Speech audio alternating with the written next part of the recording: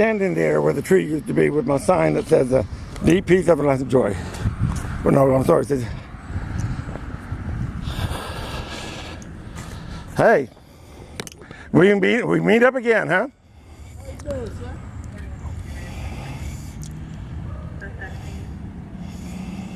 Hello, how are you? You brought somebody with you. Is this DeKalb Crisis Center again? We're mobile crisis. Hang on, I got to have a hearing impairment, so I wouldn't need to wait till you get closer. Who are you with? I'm with the DeKalb mobile crisis. Okay, that's what I thought. So you're just another visit. Yeah, so we can. Okay, well, you want to pull your car in the driveway? It's a hazard there. They get busy some of the day. Although nobody lived at that house, you can pull over there. No. But you guys are the traffic hazard, not me, when y'all park like that. FBI. I'm recording. Okay, all right. Well, y'all want to come in the house or y'all want to stay out here? We're fine. We came by to see how things were going. Well, I mean, they're not going well. I mean, but that's not I'm trying my best. But with the opposition, I'm going to get up again. Okay. What do you know? You're new. What is your name? My name is Nurse Rease. You have a card? No, I don't, Oh. but I'll get you one. Nurse Rease. Rease? R-E-E-S-E? R-E-A-S-E. R-E-A-S-E. Okay, Rease. Okay. Okay. I have a hearing impairment, so I don't, Okay. I don't picture, content. All right. So, I'm going to a little further away from the road. okay. I'm just doing political activism. They're trying to make a point here. All right. What point is that? I'm trying to get everybody on the same page with the language about God. Okay. I guess I came across this one quote: "A truly virtuous man would come to the aid of a distant stranger just as quickly as he would a close friend." Now, if I go too fast, you stop me the very second you don't understand what I'm saying. Okay? If I go too fast, you stop me the very second you don't understand what I'm saying. Don't let me keep going, and then I don't know what. Okay. A truly virtuous man would come to the aid of a distant stranger just as quickly as he would a close friend. Then again, a truly virtuous man would have no friend. That's basically what friendship is all about, is the exclusion of somebody else. If you narrow it down to three, two people are friends, somebody's left out. That's what friendship is all about, benefit. Well, I thought, when I first heard that, I thought of Jesus. Now, I'm atheist and adult, but I was very Methodist. And I thought of Jesus, so I'm playing a Trinity time warp dance. The time warp dance for the Rocky Horror Picture Show. And I'm doing the Trinity, Father, Son, and Holy Ghost. 2,000 years later, what would it take this day and age? I think Jesus said, "And I, if I'm raised above the earth, will draw all people to myself." That's one in the Bible. Well, 2,000 years later, what would it take this day and age to be the fairest one of them all? Now, you got to realize 2,000 years later, we got two different halves of the world, the rich half and the poor half. The poor half is still living pretty much similar to the time of everybody was. Back in Jesus' time, even kings and queens could be thrown out on their ass on a turn of a dime. We got 5 ex-presidents living today. So that's a big difference. That's what I'm trying to point out. The difference. So what would it take in your mind to be the fairest one of them all today? I have no idea. I finally come to the conclusion that one might be willing as well as able, displeasing them all, that being what it would take fair to them all, and that is the truth. To be telling the truth. Everybody here in our house got this persona, this false image of themselves, and but before we can help the other half, we got to break that like a racing horse. We got to break their spirit before we can reach our full potential. That makes sense to you? That makes sense. And who are you, Officer? Officer Charles. Charles? Yes, sir. C-H-A-R-L-E-S? Yes, sir. Okay, that's my father's name, Charles Jensen Avery. All right, so your first name is James. So you have the right person. Yeah, no doubt about that. I'm the one that everybody comes out and checks on. Okay, I'm the right person. You mind if I ask you a few questions? Sure. This is a welfare check to make Okay, sure welfare. that you're safe. I see that you're safe. You're Well, smiling. I'm the same today as I was any other day for the past 7 You years. appear to be happy. You're smiling a lot. Well, that could be. You learn to cry by smiling. Okay, and you have a healthy appetite. You're able I just got through eating, yeah. I eat mostly frozen dinner and something like that. I don't go out with friends. I'm a subculture of a subculture of a subculture. But even with the gay community, they don't know how to handle my colorful language. So, but I call them the useless green acre faggot. The neighbor they cut down all the trees. Now there's a popular gay columnist who referred to Mary Cheney. You know who Mary Cheney is? She's the daughter of Vice President Cheney when he was running for president. She was on their re-election campaign committee. Well, this gay columnist, popular, referred to her as a useless dyke. The gay community was perfectly fine with that. We felt like she was a traitor. So they have lost their right to be offended by me calling them the useless green acre faggot. Now, people are even the gay people in this neighborhood are money hungry. So even if they side against me and my use of the language, they have lost their right to be angry with my youth of usually being a faggot. Because they were okay with Mary Shane being called a useless dyke. So that's how I'm able to justify everything. Okay, go ahead, next question. All right. So, you sleeping okay? Same as I have been for the last 7 years, which is hopeless. I mean, well, I'm getting more and more hopeless, but not my fault. 3 things a person needs. Something to do, someone to love, and something to hope for. And I'm trying to get everybody on the same language with the same God, and that is turning out to be hopeless. Okay, all right. What about doctor's appointments? What about doctor's appointments? I don't have any. You don't see any doctors? I don't see any doctor. Maybe they need to see the doctor. Okay, all right. Okay, let me tell you this story. When I got committed to George Rease crisis the first time, voluntarily, I was in the crisis unit first, and then they moved me over to George Rease Hospital. I never saw a doctor the whole time. And then on the 7th day, 4th of July, and they were closed Monday, so I didn't see a doctor until that Monday. He didn't even know why I was there. For 7 days, didn't even know why I was in there. Now, I understand, that in America's healthcare, they're doing the best they can with the budget they have, and it's nothing more than a fishnet with large holes that, a lot of people are going to fall through. No one person knew enough about any single patient to really be aware of what was going on. The responsibility was so delegated out. So I understand, I'm not faulting them at all. I'm faulting America for not giving them more money. And, if they're worried about people going on a shooting spree, they need to put more money on that end. So I'm learning it from every step of the way I go. And I'm also mad at the police, because where did the milk money go? I was in jail 2 years, 2 weeks, with a young man that was a Muslim cellmate. And I've been there 2 years. That whole 2 weeks I was there, he was both been in jail 2 years. He was already there a year ago. I was there 2 weeks and only 1 carton of milk. How did DeKalb County be so blatantly disregarded? I see them as victims. I do not consider a single inmate totally responsible for their crime. And I see them just to be as much a victim as anybody else want to think they are. And bipartisan circumstances. How did y'all get away with just 1 carton of milk that for 2 weeks? And then the last week I was there, only 1 carton again. So, and you got to have exposed to sunlight for vitamin D. I'm a veterinarian. 5 minutes a day for vitamin D and vitamin D supplement. How do y'all get away with that? So that's one of the questions I want to ask. But anyway, where were they going? But I went back. My battery died. I was out for 3 days. I was frustrated. The first time I seen a doctor, he didn't know why I was there. He said, well, I could stay if I wanted to. But he was going to look and let me relieve myself. Well, I had no batteries. I had to come home and get one. And but I went back with the dozen roses to thank them. I gave them a hard time. I was mad about being involuntarily admitted, but I saw what I needed to see. So I took back a dozen roses, and I managed to meet with him again. Dr. Neely, Dr. Neely? I've heard of him. And is he still there with them? I have. They was in not 2011. I don't. Well, while we were sitting there talking, I started explaining to him why I was so mad about Bob Gary. He is Reverend. He's Reverend Dr. Gary. They're retired. They don't live anymore. Oh man, and that is Doctor of Theology. It's human psychology.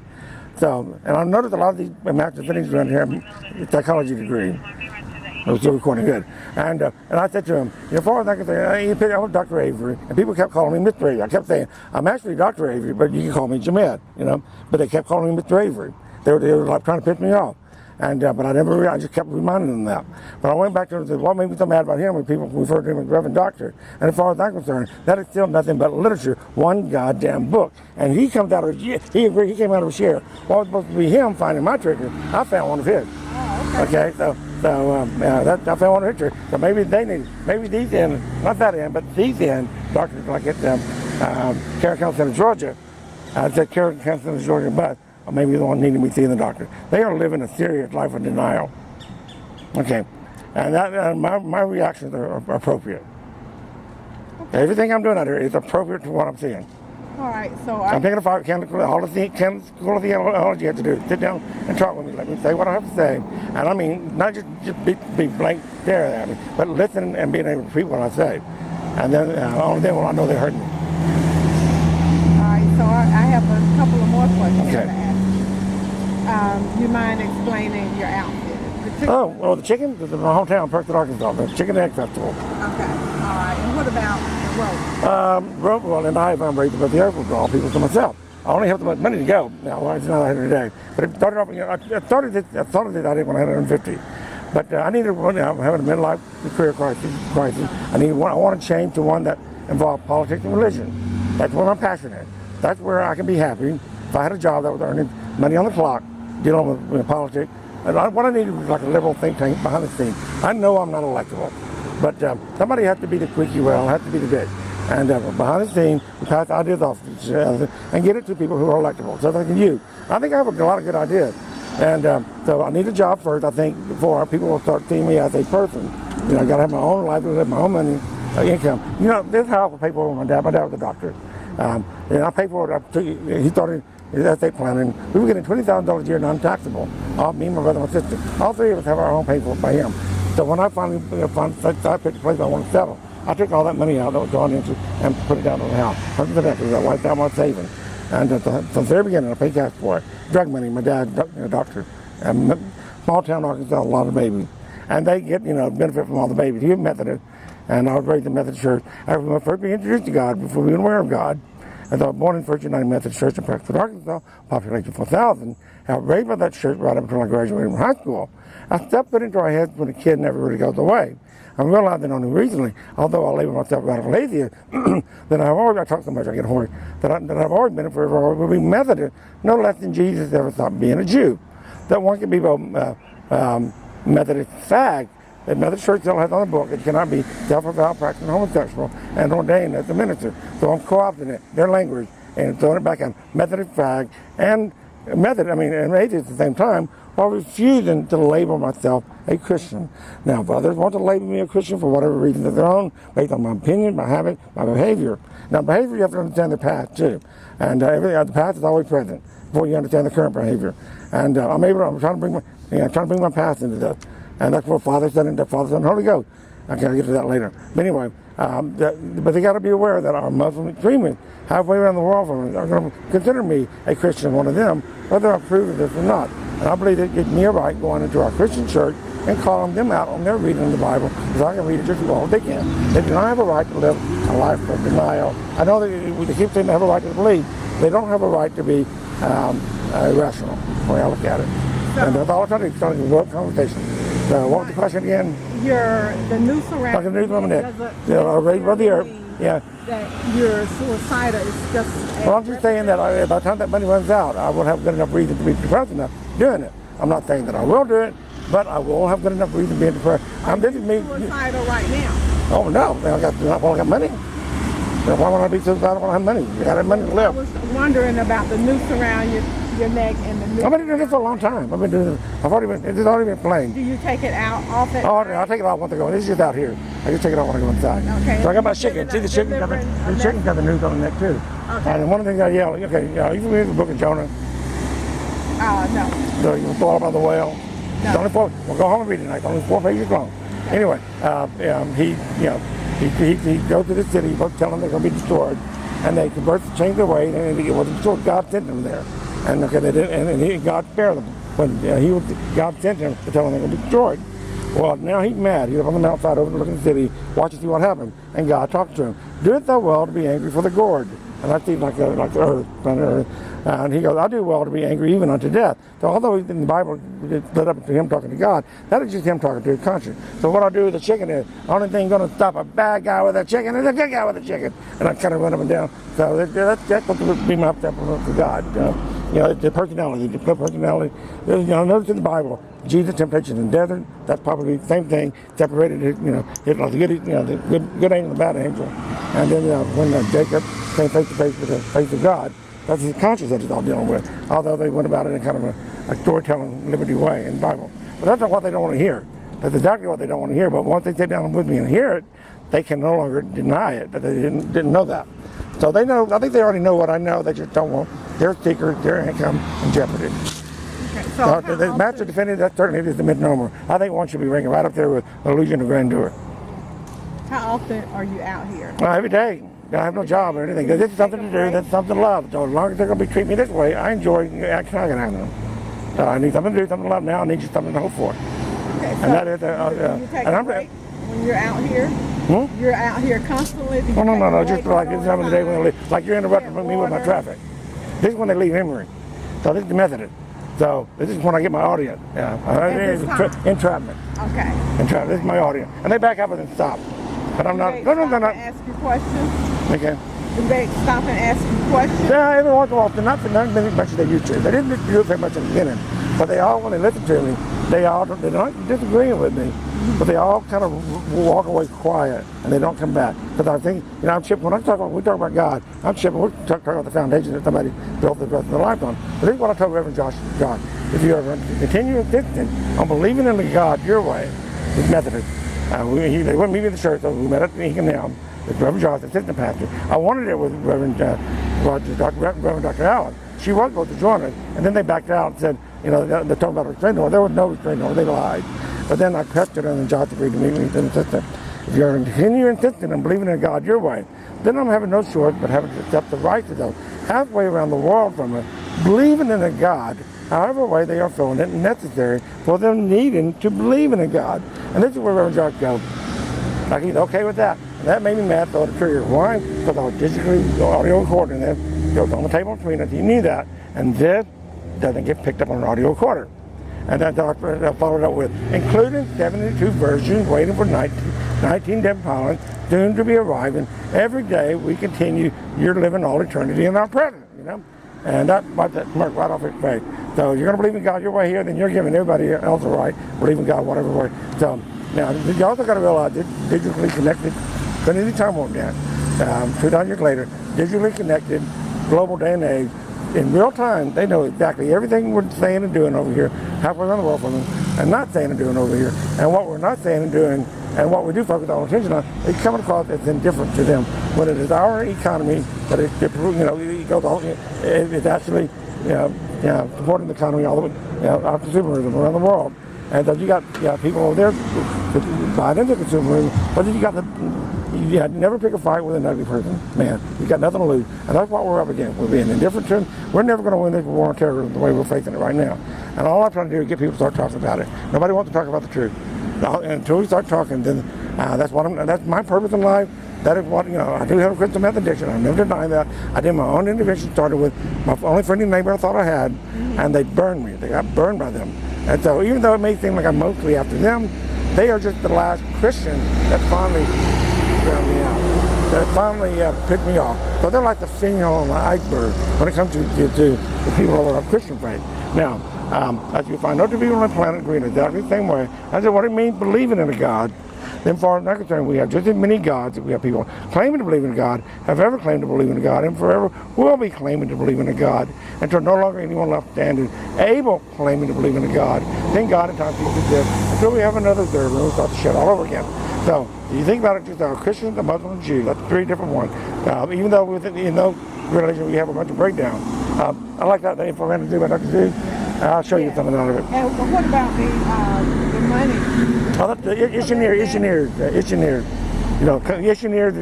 It's basically the pastor telling the congregation what they want to hear and not what they need to hear. That's what gets the money in the offering plate. They tell them what they do want to hear. They're not going to get money in the offering plate. They're not going to get members. There was a retired man and woman. One day they had an old man. They had two old men working in the yard. Took them all day to do that yard. I lived in my house 7 years before I even met anybody in that house. You live in here alone? I have a roommate right now, but just temporary. He's behind financially. So I'm not sure. Okay with He's just one. And does he ever come out and join you? No, he's like you guys were with me. He just tries to stay out of it as much as possible. He doesn't like hear. He has to hear something because he's my roommate, but. And that gives me a chance to practice some of the things I want to say on him. It's hit and miss. Is he home now?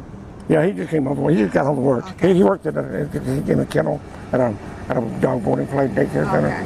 So give him a chance to catch up on that. That's all you're going to rent. But you have to help me run the house a little bit. All right. So we're not going to take up much of your time. I basically wanted to find out if you're okay to make. Well, I mean, money. But gotta have money. You need an escort. Escort. To the hospital? They need the escort. Okay. The other one, doing nothing can be just as much a sin as they say you're wrong on the consequences. Well, like I said, the indifference, what we're doing here comes across as indifference.